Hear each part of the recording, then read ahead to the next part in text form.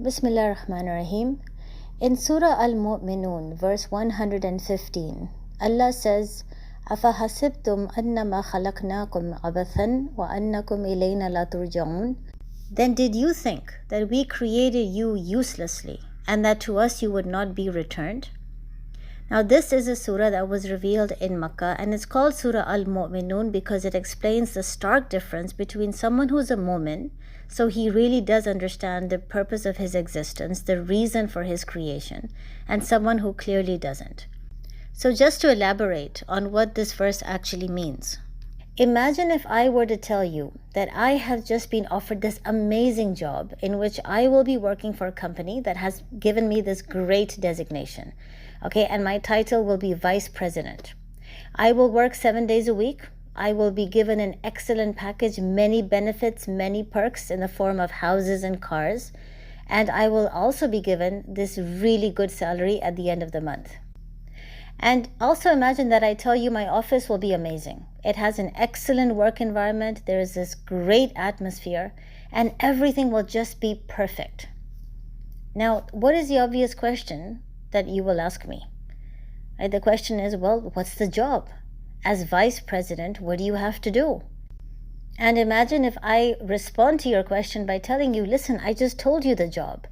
I have to go to this great office with this great work environment with all these great benefits and perks. And I have to go every day for 7 days a week. That's it. And you'll say, yes, I get that, but what do you have to do when you go there as vice president? What is your task?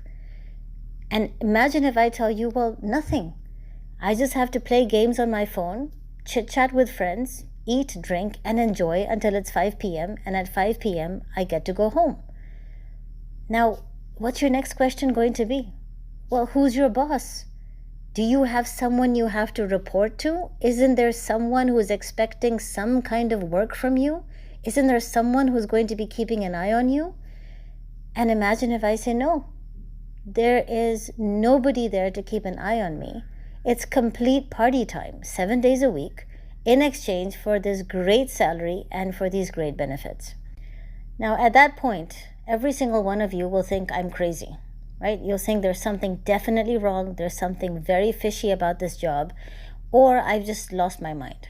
Because your mind cannot comprehend that how can a company give me an excellent designation, salary, perks, benefits, and this brilliant office demanding nothing in exchange, not even keeping an eye on me and on my performance, not even expecting any kind of work effort from me. It's ridiculous, right? So why is it that when it comes to our creation, we end up believing the same ridiculous story? We actually believe that Allah has given us this amazing designation as Khalifa. And Khalifa, by the way, is very much similar to Vice President. So it's as if we are here as a vicegerent. We are second in command, whilst the ultimate command, of course, belongs to Allah. So we have this great, amazing designation as Khalifa or Vice President.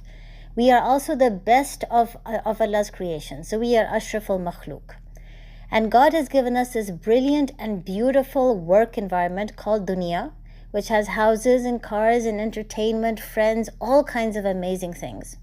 And in addition to all of this, Allah has given us many benefits and many perks, right? He's given us eyes that can see, ears that can hear all kinds of things.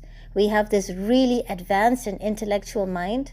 We have this amazing heart that can actually think and decide.